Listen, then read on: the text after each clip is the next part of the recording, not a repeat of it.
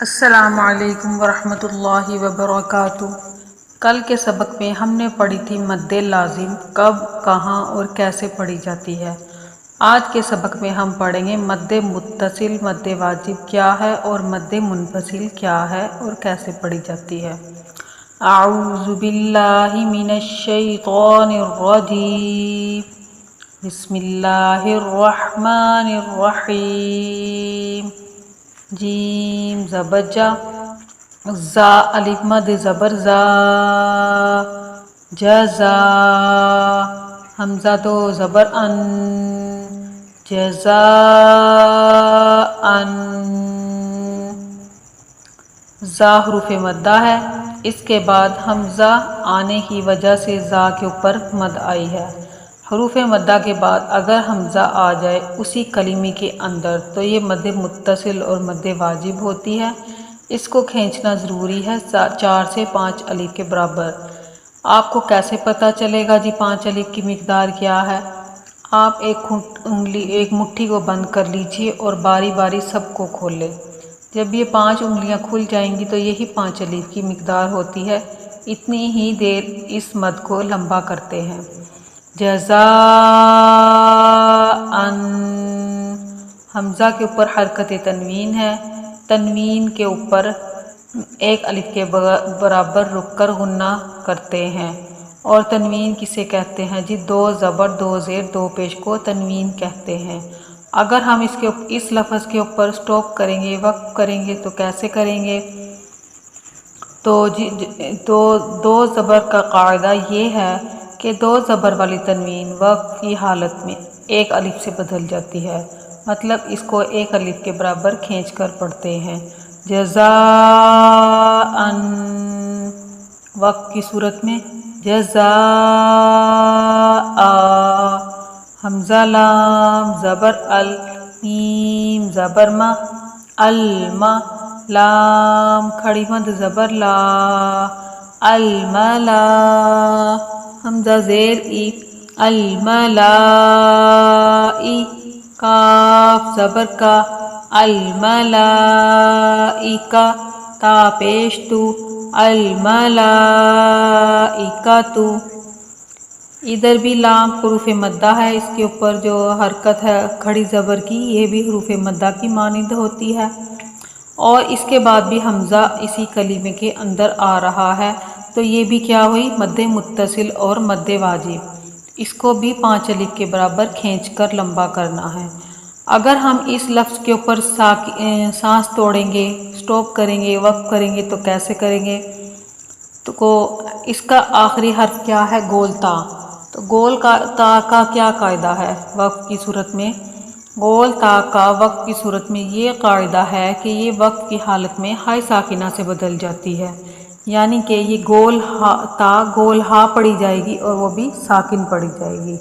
الملائکۃ، الملائکہ۔ یہ تو ہو گئی مد متصل دونوں لفظ کے اندر۔ اب آگے آ رہی ہے مد منفصل۔ حمزہ نون زیر ان، نون الف مد زبر نا، انا، نون حروف مدہ بھی ہے اور نون مشدد ہونے کی وجہ سے نون پر غنہ بھی کیا جاتا ہے مشدد ہونے کی حالت میں، ٹھیک ہے۔ جس حرف پر تشدید ہو اس حرف کو مشدد کہتے ہیں۔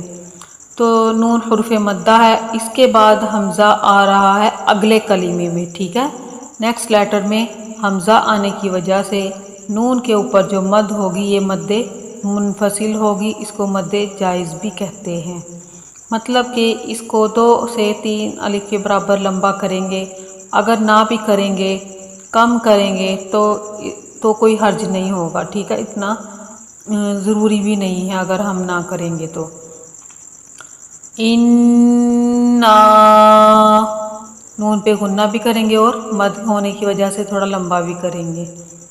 حمزہ عین زبر اع، طویا زبر طوئی، اعطوئی، نون الف زبر نا، اعطوینا، انا اعطوینا، طا پر حروف بھی ہے پر پڑھا جائے گا، اور حروف لین ہے نرمی سے پڑھیں گے اس کو، نہ ہی اس کو کھینچ کر لمبا کریں گے اور نہ ہی اس کو جھٹکا دے کر پڑھیں گے۔ اعطینا، حمزہ زیر ای، لام یا زبر لئی، الی، نون الف مد زبر نا، الینا۔ اب اس میں بھی آپ دیکھیں حمزہ دوسرے کلمے کے اندر آ رہی ہے، ٹھیک ہے۔ نون حروف مدہ ہے، اوپر مد ہے، لیکن جو مد آنے کی وجہ ہوتی ہے حمزہ وہ اس کلمے میں نہیں ہے، دوسرے کلمے میں ہے، اس وجہ سے یہ مد منفصل ہوگی۔ متصل کا مطلب ہوتا ہے ملی ہوئی، منفصل یعنی کہ الگ الگ کلمے میں ہے وہ حمزہ۔ حمزہ زیر ای، یا الف زبر یا، یا با زبر با، یا با، حامیم پیش ہم، یا با ہم، الینا، یا با ہم۔ آگے جو گول دائرہ بنا ہوا ہے یہ وقت کی علامت ہوتی ہے، ٹھیک ہے۔ ادھر رکتے ہیں، سانس کو ختم کرتے ہیں، سٹاپ کرتے ہیں۔